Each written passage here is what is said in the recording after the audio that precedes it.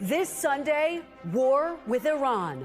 President Trump joins Israel's fight, ordering strikes on 3 Iranian nuclear sites. Tonight, I can report to the world that the strikes were a spectacular military success. Iran's key nuclear enrichment facilities have been completely and totally obliterated. Iran, the bully of the Middle East, must now make peace. Will Iran retaliate? And will the U.S. get dragged into a longer war in the Middle East? There will be either peace or there will be tragedy for Iran far greater than we have witnessed over the last 8 days. My guest this morning, Vice President JD Vance, Republican Senator Lindsey Graham of South Carolina, and Democratic Senator Mark Kelly of Arizona. Joining me for insight and analysis are NBC News Chief Washington Correspondent Andrea Mitchell, Jonathan Martin of Politico, Ashley Etienne, former Communications Director to Vice President Harris, and Lanhee Chen, a fellow at the Hoover Institution. Welcome to Sunday and a special edition of Meet the Press. From NBC News in Washington, the longest-running show in television history, this is a special edition of Meet the Press with Kristen Welker. Good Sunday morning. In one of the most consequential decisions of his presidency, President Trump ordered U.S. strikes on 3 nuclear sites inside Iran. American B-2 stealth bombers carrying powerful 30,000-pound bunker buster bombs targeted Iran's major uranium enrichment sites buried deep underground. Our objective was the destruction of Iran's nuclear enrichment capacity and a stop to the nuclear threat posed by the world's #1 state sponsor of terror. Tonight, I can report to the world that the strikes were a spectacular military success. Iran's key nuclear enrichment facilities have been completely and totally obliterated. Iran, the bully of the Middle East, must now make peace. If they do not, future attacks will be far greater and a lot easier. After campaigning on a policy of America first and arguing against foreign conflicts, the U.S. has now joined Israel's war with Iran, with President Trump warning Iran that more strikes could be next. There will be either peace or there will be tragedy for Iran far greater than we have witnessed over the last 8 days. Remember, there are many targets left. Tonight's was the most difficult of them all, by far, and perhaps the most lethal. But if peace does not come quickly, we will go after those other targets with precision, speed, and skill. Most of them can be taken out in a matter of minutes. There's no military in the world that could have done what we did tonight, not even close. Israeli Prime Minister Benjamin Netanyahu thanking President Trump for his decisive action. President Trump and I often say, peace through strength. First comes strength, then comes peace. And tonight, President Trump and the United States acted with a lot of strength. Overnight, many Republicans praised President Trump's decision, but Democrats and some Republicans said the president had acted without congressional approval, raising concerns. The question now, what happens next? Could this be the beginning of a longer and more dangerous war in the Mideast? And of immediate concern, when and how will Iran retaliate? With 40,000 American troops stationed in the Mideast, the Pentagon is on high alert. Iran's foreign minister responding this morning, saying the U.S. and Israel have blown up the chance for diplomacy. In an exclusive interview with NBC News before the strikes, he warned Iran would respond to a U.S. attack. Would Iran retaliate against U.S. targets and U.S. forces in the region or elsewhere? Well, when there is a war, both sides attack each other. That's quite understandable. And self-defense is a legitimate right of every country. If the U.S. join Israel in these attacks, we will do the same. We actually retaliate as a form of self-defense. And joining me now is Vice President JD Vance. Vice President Vance, welcome back to Meet the Press. Thank you, Kristen. Great to be with you. Thank you for being here on a monumental Sunday. My first question, Mr. Vice President, is the United States now at war with Iran? No, Kristen, we're not at war with Iran. We're at war with Iran's nuclear program. And let me just say, Kristen, that we're incredibly grateful and proud of the American Air Force pilots who did an incredible job last night. The operation was really extraordinary. These guys flew from Missouri. They didn't land a single time. They dropped 30,000-pound bombs on a target the size of a washing machine and then got back home safely without ever landing in the Middle East or ever stopping other than to briefly refuel. And of course, they did that in the air. So it's really an incredible operation, a testament to the power of American military. And I think what shows what can happen when you have that great American military in the hands of capable presidential leadership. What we did is we destroyed the Iranian nuclear program. I think we set that program back substantially, and we did it without endangering the lives of the American pilots. That's an incredible thing, and I think we all should be proud. Whatever our politics, we should be proud of what these guys accomplished, a very, very high-impact mission under a lot of pressure. Mr. Vice President, let's talk about what happens next. President Trump posted on social media, quote, "Any retaliation by Iran will be met with force greater than what was witnessed tonight." If Iran retaliates against the U.S., as it is threatening, what will the United States response be? Well, Kristen, that's ultimately going to be the president's decision. But what we've said to the Iranians is we do not want war with Iran. We actually want peace. But we want peace in the context of them not having a nuclear weapons program. And that's exactly what the president accomplished last night. I really think there are two big questions for the Iranians here. Are they going to attack American troops, or are they going to continue with their nuclear weapons program? And if they leave American troops out of it and they decide to give up their nuclear weapons program once and for all, then I think the president has been very clear. We can have a good relationship with the Iranians. We can have a peaceful situation in that region of the world. We have to step back a little bit, Kristen, and remind ourselves that we negotiated aggressively with the Iranians to try to find a peaceful settlement to this conflict. It was only when the president decided that the Iranians were not negotiating in good faith that he took this action. He didn't take it lightly, but I actually think it provides an opportunity to reset this relationship, reset these negotiations, and get us in a place where Iran can decide not to be a threat to its neighbors, not to be a threat to the United States. And if they're willing to do that, the United States is all ears. Well, let's talk about the possibility of negotiations. I mean, the Iranian foreign minister responded to the strikes this morning, saying Israel and the U.S. have, quote, blown up diplomacy. Mr. Vice President, is there any real hope for diplomacy, or is diplomacy dead at this point? Well, I think the foreign minister is exactly wrong. We didn't blow up diplomacy. We only took this action, Kristen, when it was clear, as the president said, that the Iranians were tapping us along. I think it's important for the American people to appreciate here that if you go back to March of this year, we had the entire administration engaged in this diplomatic effort. And frankly, in March of this year, we had some optimism. How do we get from there to now? And the answer is we felt very strongly that the Iranians were stonewalling us. They weren't taking this seriously. They were trying to draw this process out as long as possible so that they could rebuild their nuclear weapons program without the threat of American action. We had a limited window in which we could take out this Fordo nuclear facility in particular. The president decided to take it, but we didn't blow up the diplomacy. The diplomacy never was given a real chance by the Iranians. And our hope, Kristen, as the president said repeatedly, is that this maybe can reset here. The Iranians have a choice. They can go down the path of peace, or they can go down the path of this ridiculous brinksmanship, of funding terrorism, of trying to build a nuclear weapon, and that's just not something the United States can accept. I want to say something, Kristen, just to the Iranian leadership. Look, they have tried to build a nuclear weapons program. That program is now destroyed. They tried to build a conventional missile program to attack neighbors in the region. That missile program has shown to be a failure. They have funded terrorism aggressively in the region, and now most of their terrorism proxies are destroyed. The Iranians are clearly not very good at war. Perhaps they should follow President Trump's lead and give peace a chance. If they're serious about it, I guarantee you the President of the United States is too. So has the administration received any messages from the Iranians since the attack overnight? Well, Kristen, I think as we sit here, it's been about 12 hours since what happened last night.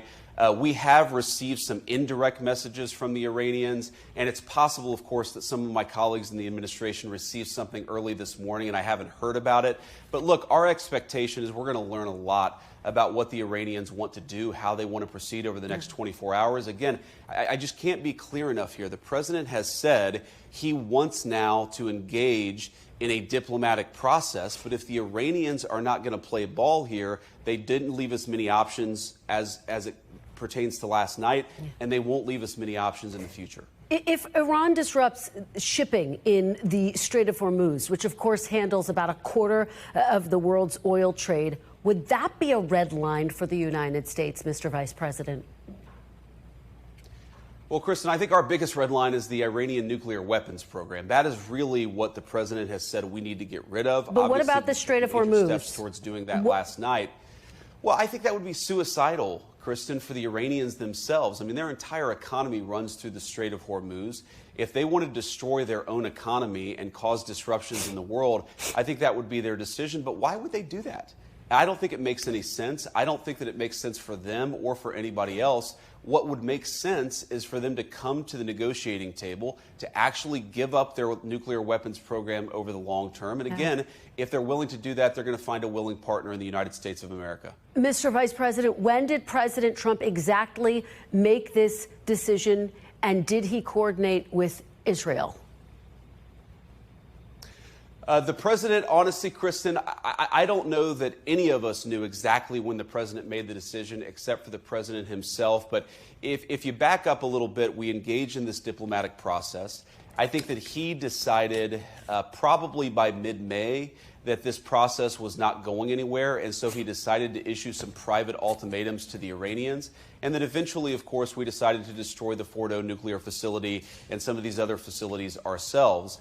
I think one of the things that you saw from the president's team, and I really am proud of all of our guys at the senior team, is an operation of this magnitude, multiple B-2s, 14 30,000-pound bombs, and even an hour after the attack, the entire media, some of our enemies all over the world, they had no idea this was happening. And that's because you had a coherent team that was aligned behind the president's vision. There weren't any leaks. I think that made our troops safer as they carried out this mission.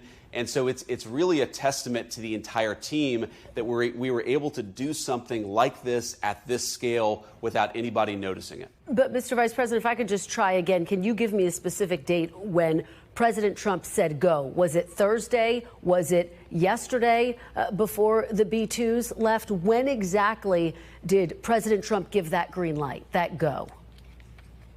Well, the final decision, Kristen, of course, is made right before, and I'm talking about minutes before the bombs were dropped. And of course, well, that was last night. And the president made very clear that the purpose here is to eliminate the Iranian nuclear program. So I think that he himself, over time, decided this was necessary. But of course, he had the ability to call off this attack until the very last minute. He obviously decided to proceed. And I think that we did great things for the American people because of it. You know, the president says the nuclear enrichment sites were, quote, completely and totally obliterated. There is some question about that, though, this morning.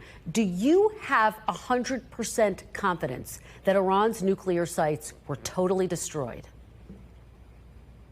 Well, Kristen, I'm not going to get into sensitive intelligence about what we've seen on the ground there in Iran, but we've seen a lot, and I feel very confident that we have substantially delayed their development of a nuclear weapon, and that was the goal of this attack. That's why it was a success. And, of course, what happens next, again, Kristen, is up to the Iranians. Delayed by years? What does substantial Well, again, Kristen, I'm not going to get into sensitive intelligence here, but I think that we have really pushed their program back by a very long time. I think that it's going to be many, many years before the Iranians are able to develop a nuclear weapon. But again, our goal is that they're never able to develop a nuclear weapons program, and that is a conversation that we're going to have with the Iranians and also with our allies in the region. So Iran, again, has said that it would retaliate if the U.S. got involved. There are some 40,000 American troops in the Middle East. The Pentagon is on high alert. Is the U.S. bracing for Iran to target American troops in the region? We're, of course, Kristen, doing everything that we can to keep our people safe. I think that we're prepared in the event that the Iranians do retaliate. But my message to the Iranians is it would be the stupidest thing in the world if they did. If you look at what happened last night, we had an incredibly targeted, precise, surgical strike on the nuclear facilities that are the target of the American operation. Our national interest is for Iran to not get a nuclear weapon. Our strikes last night facilitated that national objective. If the Iranians want to enlarge this by attacking American troops, I think that would be a catastrophic mistake. And as the president said last night, the Iranians would be met with then overwhelming force beyond that. So this is a very delicate moment, Kristen. I don't want to pretend that it's not. But I think the Iranians, if they're smart, they're going to have to look in the mirror and say, hey, maybe we're not so good at this war thing.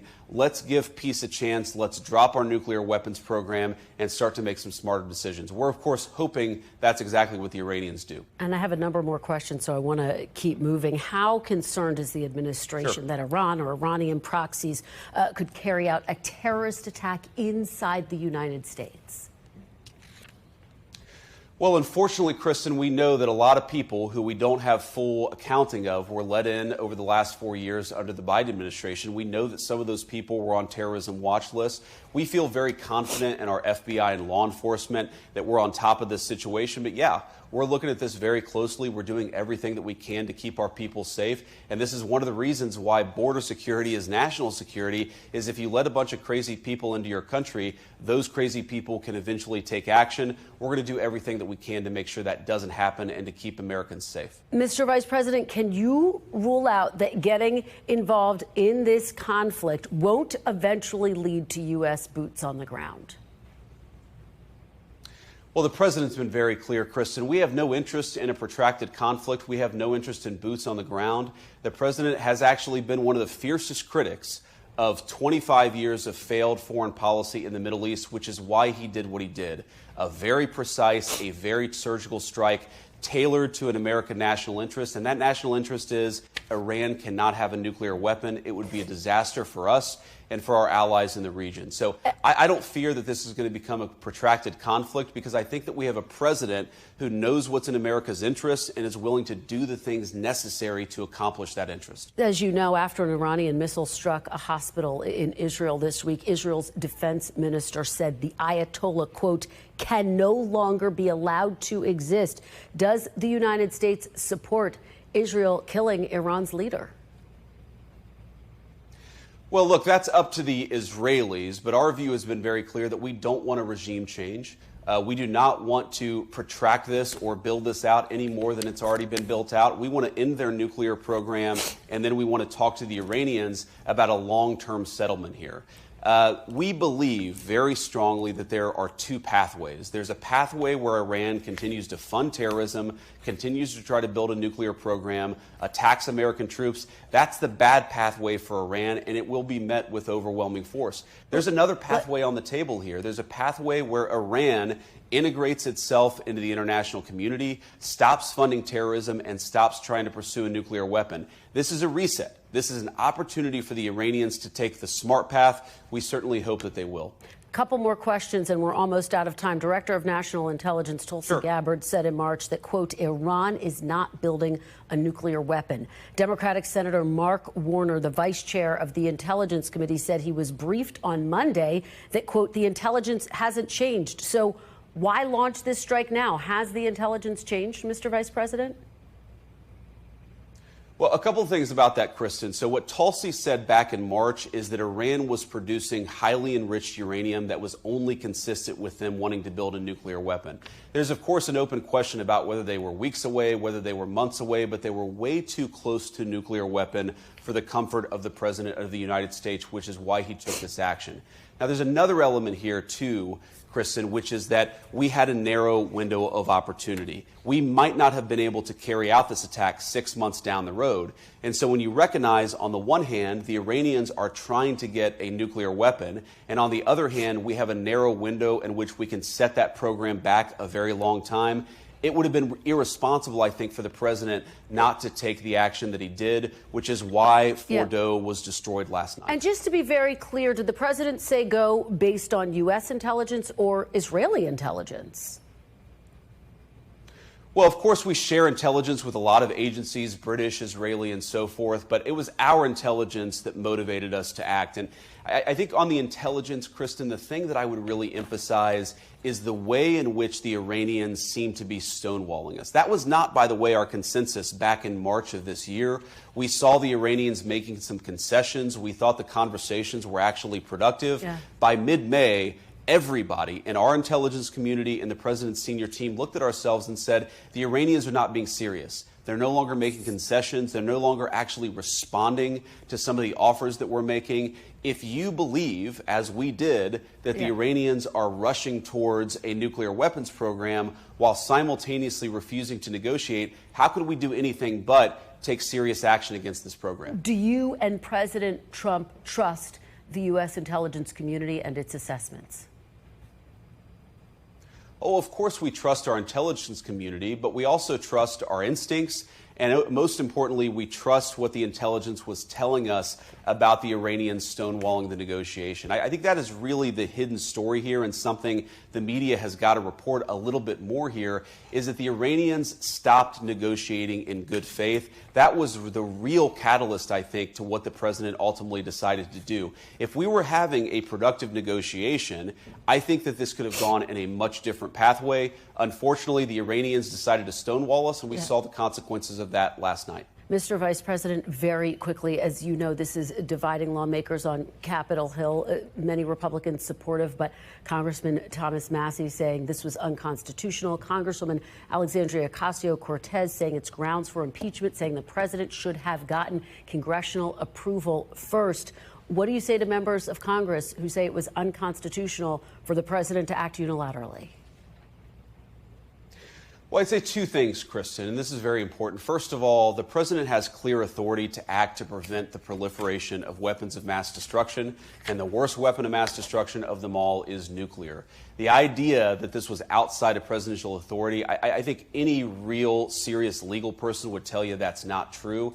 And the second thing is, Kristen, I certainly empathize with Americans who are exhausted after 25 years of foreign entanglements in the Middle East. I understand the concern, but the difference is that back then we had dumb presidents, and now we have a president who actually knows how to accomplish America's national security objectives. So this is not going to be some long, drawn-out thing. We've got in, we've done the job of setting their nuclear program back. We're going to now work to permanently dismantle that nuclear program over the coming years, and that is what the president has set out to do. Simple principle. Iran can't have a nuclear weapon. That has animated American policy over the past 130 days. It's going to continue to be a driving force of our policy in the Middle East for the next 3.5 years.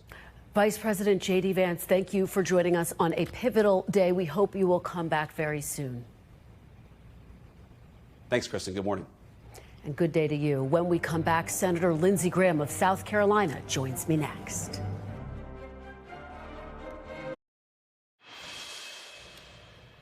Welcome back, and joining me now is Republican Senator Lindsey Graham of South Carolina. Senator Graham, welcome back to Meet the Press. Thank you. Thank you so much for being here. So you praised the president's decision overnight, and I know you just got off of the phone with Prime Minister Netanyahu. What did he say to you about this moment? Well, first about the president's decision, I thought it was bold, quite frankly, brilliant militarily, necessary, and most importantly, effective. So well done, Mr. President, to your team and our military. It's a fantastic operation that has substantially degraded, I think, Iran's nuclear program. So I talked to Bibi just a few minutes ago, and I said, what would you like me to say?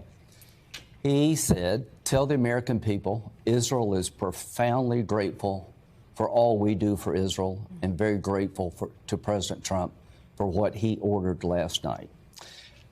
Two messages. He wanted me to urge the Iranian people to end this madness. Take this regime down and have a better life for yourselves and be part of the region in a new and different way. And second, he wanted me to tell the American people, Israel's not going to live this way anymore. They're not going to live under threat from Iran anymore. Last night they were attacked. The early morning hours of today, after the attack by President Trump, Israel fired ballistic missiles into Israel, wounding Israeli citizens. 24 have been killed. This regime is not going to be tolerated by Israel, is what he told me. Okay, so let me follow up with you on that point, Senator, because Prime Minister Netanyahu has signaled that Israelis want to carry out regime change. Would you support that if Israel were to carry out regime change? If I were Israel, I would have done it a long time ago. They've been held back in many ways. What would be the right response if America had a ballistic missile fired into our country and killed our citizens? We would wipe the offender off the map. So here's what I hope. After the hospital attack, and they were so lucky not to lose a lot of people, Israel's made a decision. This regime is going to change in one of two ways. They're going to change their behavior, which I doubt, the regime itself, or the people are going to replace the regime. They have less capability today than they did yesterday, but they're still religious Nazis. They want to purify Islam. They want to destroy the Jewish state and kick us out of the Mideast. Nothing's changed about the religious Nazi makeup of the regime. All right. Extraordinary details from your call with the Prime Minister. Let me ask you about this divide within the Republican Party. You, of course, did support the war in Iraq. The intelligence there turned out to be incorrect. Steve Bannon, one of President Trump's closest allies, his former chief strategist in his first term, is arguing and argued in the run-up to yesterday's strikes that this was the wrong move, that it was just going to be another mistake like what he called the Iraq War. Take a listen to a little bit of what he had to say. This is exactly the same pitch as the Iraq War. Weapons of mass destruction. Oh, I know. You have to get it. So they understand one thing. They think the playbook works. This is why we have to stop it now. If we don't stop it now, it's going to work all the time. Senator, given that, why should the American people believe that this was the right time to strike Iran? It was necessary. It was bold. It was brilliant. Hats off to the president. In May of 2022, Iran had 95 pounds of highly enriched uranium to make a handful of bombs. By May of 2025, they had 900 pounds. 60% enriched uranium has no commercial purpose. They have one peaceful reactor, actually, in Iran. They haven't used 1 gram of their enrichment program to run that reactor. They get their fuel from Russia for civilian purposes. They have 900 pounds of highly enriched uranium to make more than a dozen bombs. This was the right call at the right time. It stopped their program from advancing even further. Iran with a nuclear weapon is an existential threat to the state of Israel. The country is in the hands of religious Nazis. They want to kill all the Jews, and they're coming after us, and they were set back. And to Steve Bannon and all those people, Iran is different. Nuclear weapons in the hands of the Ayatollah is a nightmare for the world. Their concern, though, is that this could lead to a wider war, maybe boots on the ground. Yeah.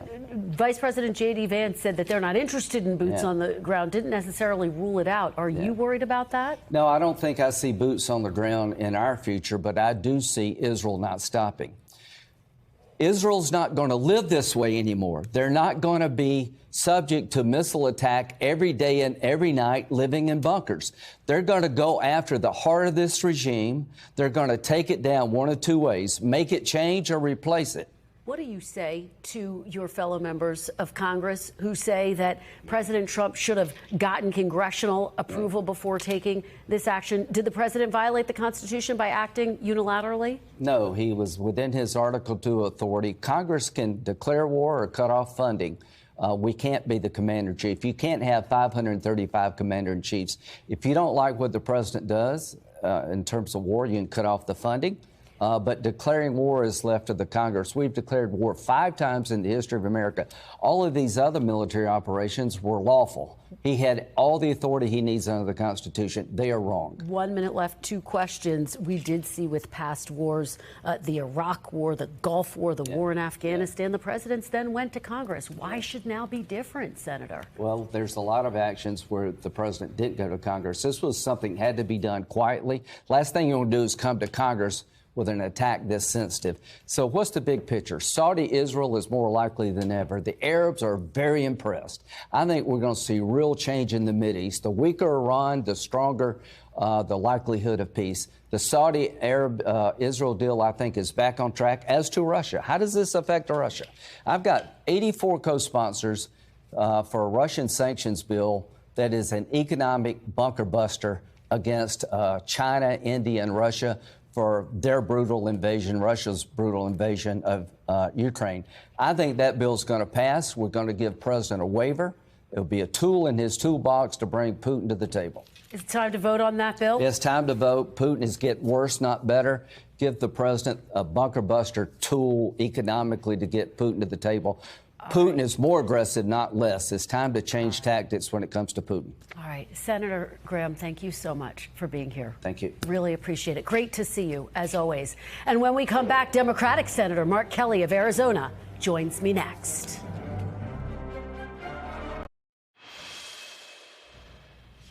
Welcome back, and joining me now is Democratic Senator Mark Kelly of Arizona. Senator Kelly, welcome back to Meet the Press. Thank you for having me on, Kristen. Thank you so much for being here in person. We really appreciate it. I do want to get your reaction to President Trump's strikes that he launched overnight.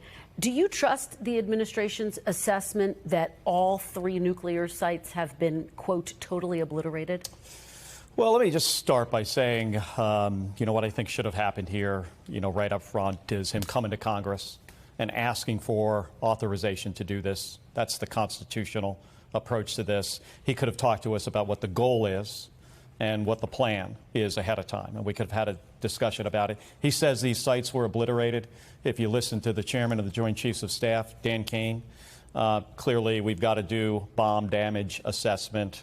It's hard to figure out even when you're destroying a building. In this case, the buildings are actually underground, buried 200 feet, dirt, rock, concrete. It's a really hard problem. And I'm not clear, it's not clear to me, and it's probably not going to be for some time, whether we actually took out their capability.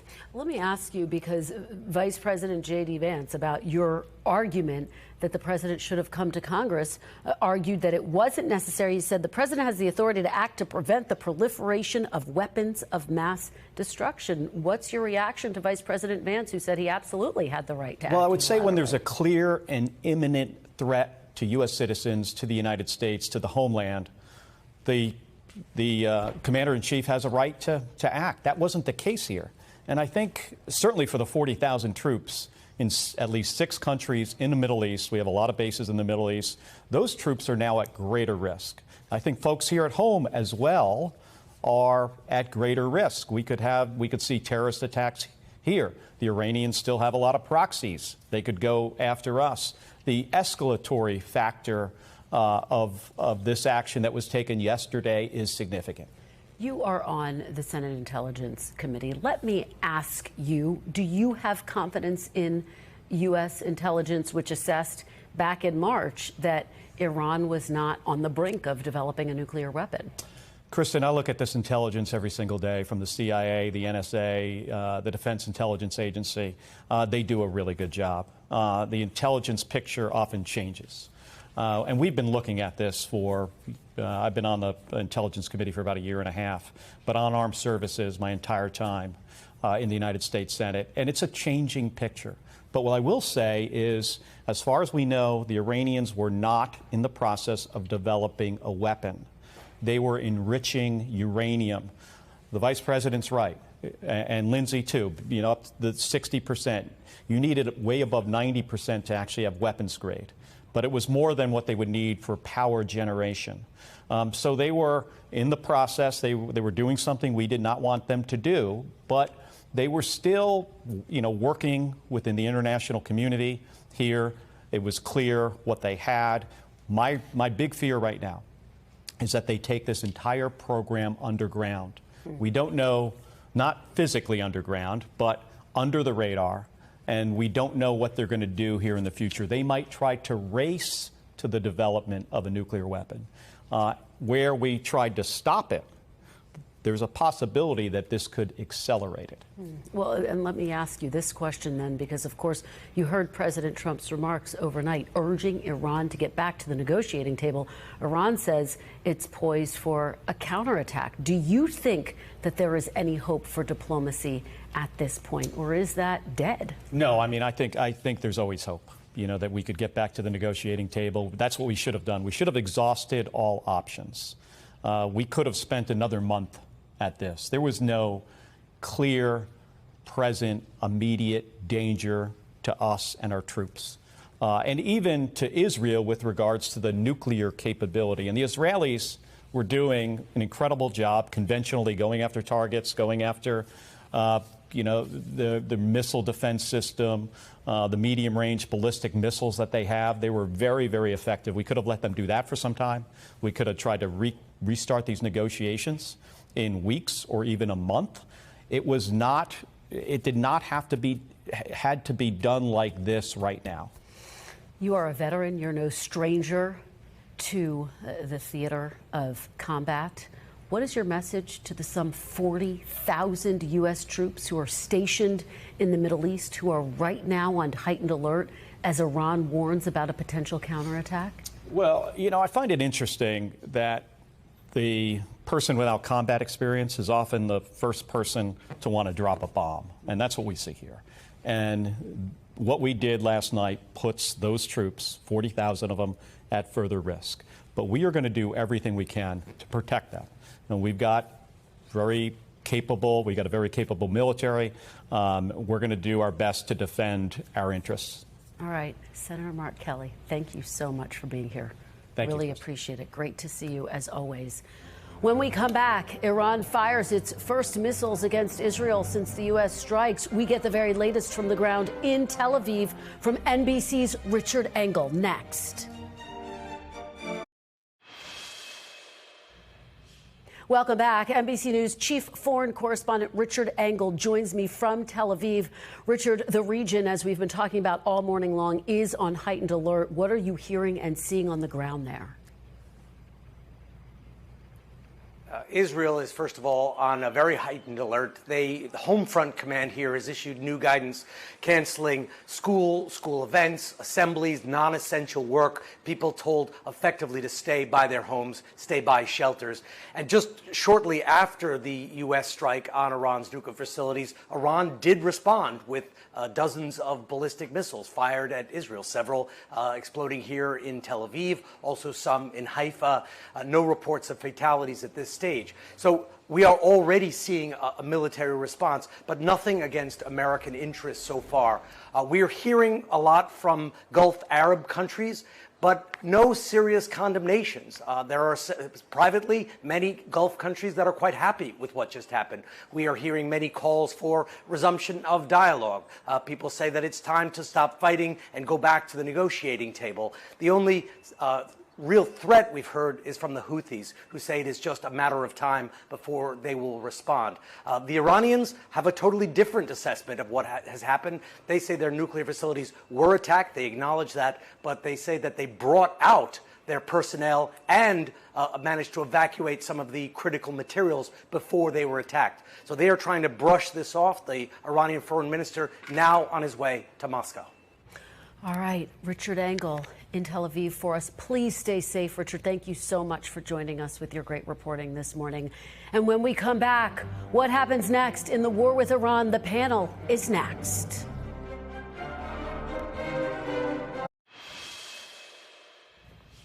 Welcome back. The panel is here. NBC News Chief Washington Correspondent Andrea Mitchell, Jonathan Martin, Politics Bureau Chief and Senior Political Columnist at Politico, Ashley Etienne, former Communications Director to Vice President Harris, and Lanhee Chen, a fellow at the Hoover Institution at Stanford University. Thanks to all of you for being here on what is shaping up to be an historic Sunday. Andrea, what are your key takeaways? We heard Senator Mark Kelly raise questions about whether the nuclear facilities were actually destroyed. You are getting reaction to that and some new reaction from the Arab world, an Arab diplomat. Well, first of all, the chairman of the Joint Chiefs acknowledged they do not know the bomb damage assessment yet. Now, we believe that there are covert Israeli operatives on the ground. They had planned a covert operation with American air cover back in April, which the president vetoed at that point. So there probably are Israelis on the ground who can do a better assessment, but the Iranians had moved a lot of their material out of Fordo even before this happened, and so it's not clear whether they got it all. It's in tunnels. That's one of the issues that the UN inspectors raised, that they can no longer tell where things are hidden and that Iran was hiding material. And as the foreign minister said to me just on Friday, that they can bomb our nuclear facilities, they can't bomb our knowledge. And Jonathan, I thought it was so fascinating to hear Vice President JD Vance would not say directly the United States is at war with Iran. He said the U.S. is at war with its nuclear facilities. Yeah. Can you split the two? Well, I was struck by that, too, for a lot of reasons. First is because his personal politics are much more isolationist. And so I think clearly he's trying to find the best way to present this. Secondly, the Iranians have a say in this, too. J.D. Vance can come on TV and say we're not at war with the country, only their nuclear program. But that's today. We'll see what the response is, because if they choose to respond by attacking U.S. bases, U.S. embassies, or, God forbid, some kind of a terrorist attack, then guess what? This is going to escalate, and we are going to have a wider conflict. So it's easy to say that right now, but the Iranian response is going to be crucial to decide what happens in the weeks ahead. Yeah, Lanhee, as the world watches and waits to see what the Iranian response will be, there is this extraordinary divide within the Republican Party. J. Mart spoke to it. The fact that J.D. Vance had traditionally been a non-interventionist, you're seeing the MAGA wing of the Republican Party at odds with each other. Steve Bannon, Tucker Carlson saying we don't want to repeat the mistakes of Iraq. Well, look, I think you saw some of that disagreement leading up to last night. I haven't seen a lot of disagreement since then. Frankly, I've seen a lot of unity amongst Republicans, because remember, this was a unifying point for a lot of Republicans going well back to the days of John McCain and George W. Bush and Mitt Romney and other nominees of the party,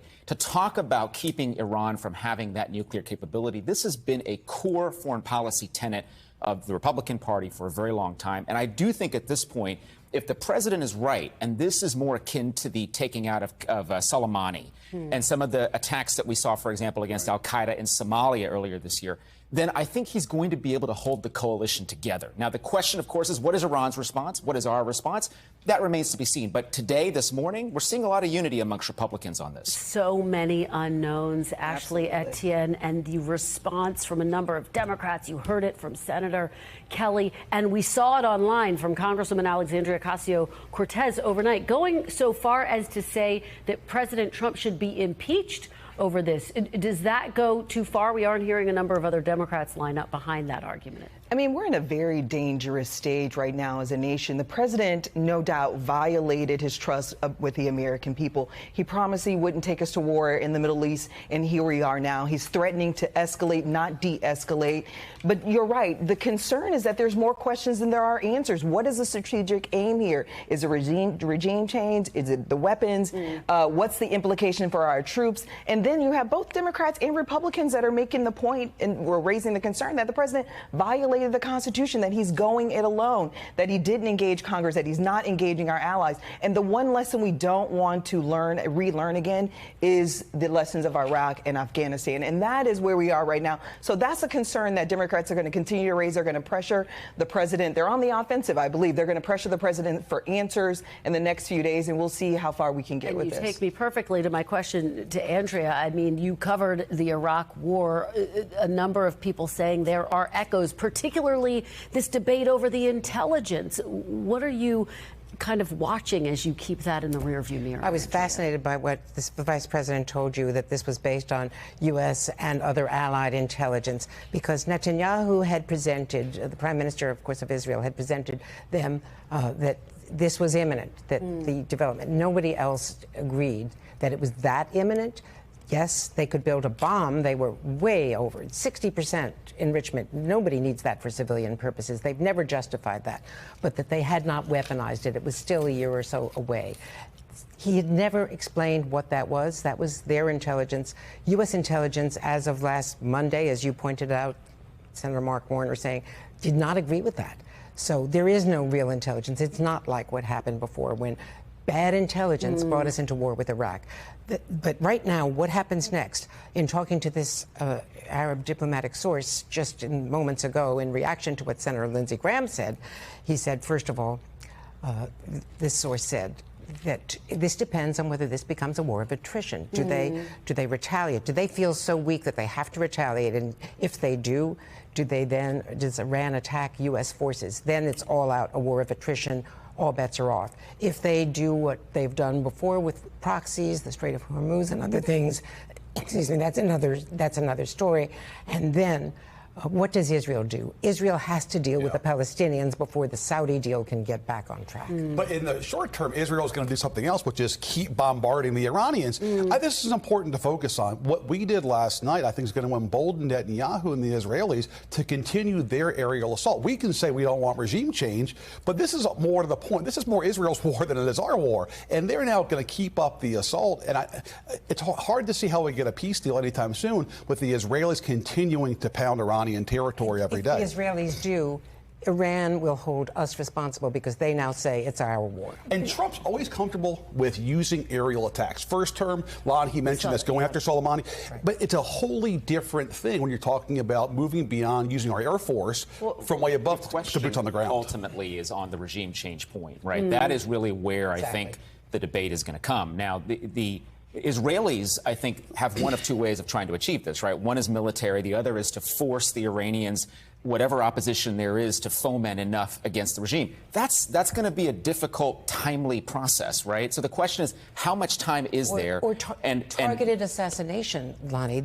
They've proved that they know how to do this. Which we saw that debate play out. Sure, but can I just add one thing that we're missing here is that the pressure now is on Donald Trump to prove that he can negotiate a better deal, especially after walking away from JCPOA, the Iranian deal, that nuclear deal that Obama negotiated. So that's where we are right now. And by all signs and indication, this is not the end. This is only the beginning. And so the pressure is on him to prove that he is the negotiator in chief. Yeah, President Trump says that hope, and you heard the vice president say that hopes for diplomacy is not necessarily dead. Well, and if that's the case, then there is potentially a negotiated outcome here. Now, the Iranians have to take this hardline stance. They have to for internal constituencies, et cetera.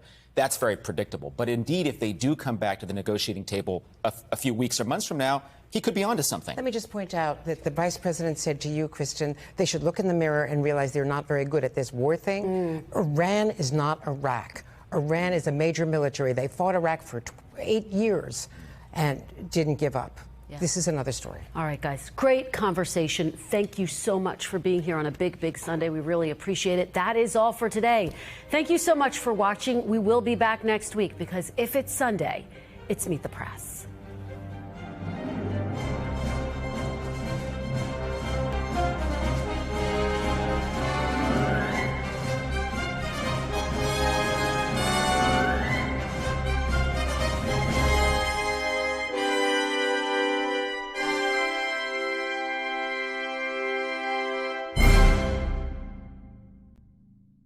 We thank you for watching, and remember, stay updated on breaking news and top stories on the NBC News app or watch live on our YouTube channel.